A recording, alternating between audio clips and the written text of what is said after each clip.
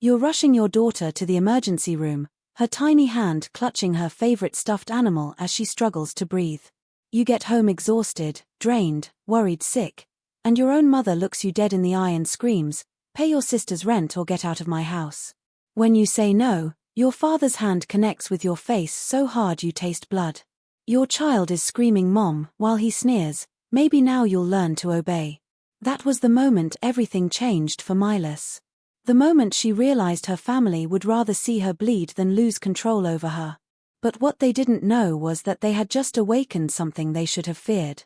A daughter who would finally fight back. The drive home that night felt like moving through a fog. Little Ain sat in the backseat, her head resting against the cool window, still clutching her bunny rabbit. That hospital bracelet was still wrapped around her tiny wrist, a reminder of how close they'd come to losing everything that mattered.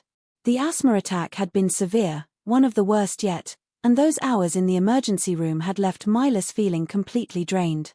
Ohio streets stretched out before them, familiar yet somehow different now. The cracked sidewalks and rain-soaked lawns passed by in a blur as they turned onto their street. But when Milas pulled into the driveway, her stomach dropped.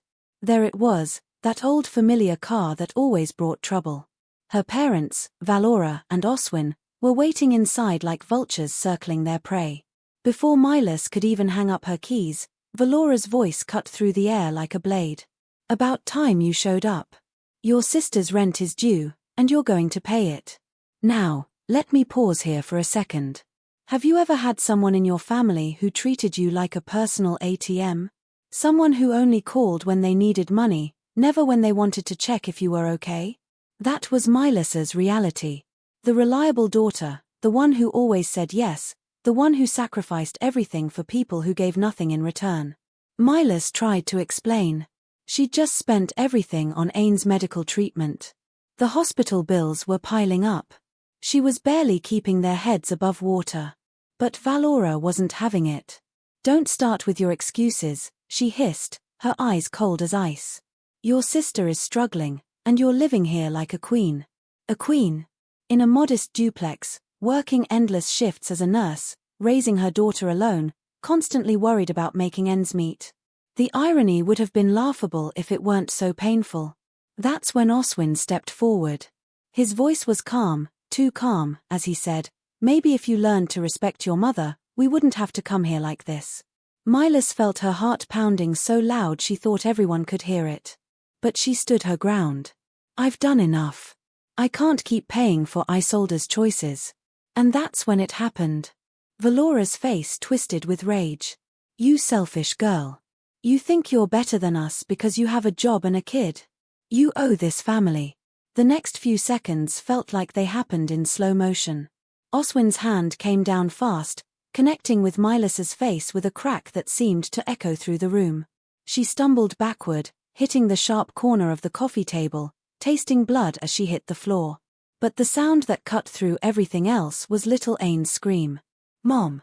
Her voice was high and terrified, breaking something deep inside Milas's chest.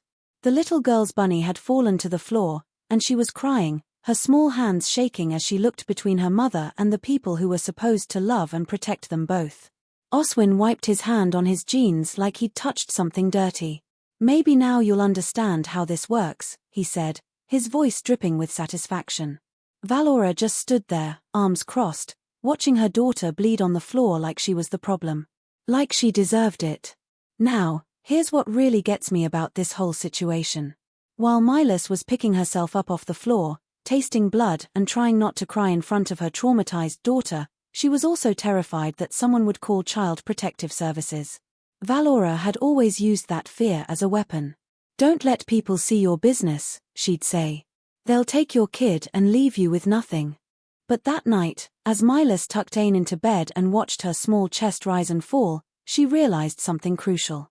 The fear of losing her daughter had been used to control her, to keep her silent while they continued their abuse. But staying silent was actually putting Ain in more danger, not less. The next morning brought a grey sky and a revelation that changed everything. Milas discovered that her parents had been using her home equity line of credit. That emergency fund she thought was there to protect her and Ain. Gone. spent on Isolde's business ventures and spa treatments while Milas struggled to pay for her daughter's medical care. But here's where the story gets really interesting. While Milas was at the grocery store, trying to scrape together enough for milk and bread, she ran into Isolde. Her sister was laughing into her phone, tossing expensive skincare products into her cart without checking prices. Fresh manicure, new coat, hair styled to perfection. When Milas confronted her, asking how she could afford all this luxury while knowing what her sister was going through, Isolde's response was chilling. Maybe if you weren't so bitter, they'd love you too. The family martyr. That's what they called her behind her back.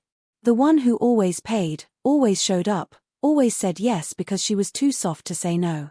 They were laughing at her pain while profiting from her kindness. Meanwhile, little Ain was processing this trauma in the way children do. She drew pictures of her mother lying on the floor, blood near her head, Bunny scattered nearby. She drew herself in the corner, tears streaming down her face, trying to make sense of why the adults who were supposed to love them were hurting them instead. "Will they hurt you again, Mom?" she asked one morning, her voice barely above a whisper. That question shattered whatever was left of Milas's tolerance for the situation. Her daughter was living in fear, asking questions no child should ever have to ask. The cycle of abuse wasn't just destroying Milas anymore, it was poisoning her daughter's childhood. But sometimes, rock bottom becomes the foundation you build your new life on. That's exactly what happened when Valora and Oswin decided to escalate their tactics. They broke into Milas's home while she was at the store, rifling through her jewelry box, taking whatever they wanted. When she returned to find them there, Valora pulled her classic move, the fake medical emergency. Suddenly, she was clutching her chest, wailing about how her daughter was killing her, putting on a performance for the neighbors who had gathered outside. The ambulance arrived, but when paramedics tried to check her vitals, Valora pushed them away, insisting she didn't need medical attention. It was all theater, designed to make Milas look like the villain in their story. But something had shifted. Milas wasn't the same woman who used to absorb their abuse in silence. She'd been documenting everything. The threatening messages, the bruises, the manipulation tactics. She had video evidence of their violence and witnesses to their behavior. The next morning, she did something that would have been unthinkable just weeks earlier. She drove to the courthouse and filed for a restraining order. She pulled the property records showing that Valora and Oswin had been living in her house rent-free for 8 months while demanding she pay for everyone else's expenses. When the eviction day arrived, Milas stood on the front lawn of what used to be her childhood home, papers in hand, deputy beside her. Valora was screaming about being thrown out on the street, playing victim for the gathering crowd. Oswin was making threats, trying to intimidate her one last time. But then little Ain stepped out of the car, bunny in hand, and said something that cut through all the chaos: "You shouldn't have hurt my mom." The simplicity of that statement, coming from a child who had witnessed too much, seemed to drain the fight out of both adults. For once, they had nothing to say. As they loaded their belongings into garbage bags, Valora made one final attempt at control. "You'll regret this," she screamed. "You'll regret turning your back on your family." Milas paused, looked at the woman who had given birth to her but had never truly been a mother, and said quietly, "No. You will." Today, Milas and Ain live in a small rental house lined with lavender bushes. It's not fancy, but it's theirs. Ain takes painting classes and sleeps through the night without nightmares. She hums while she colors, and her drawings now show stick figures holding hands under smiling suns.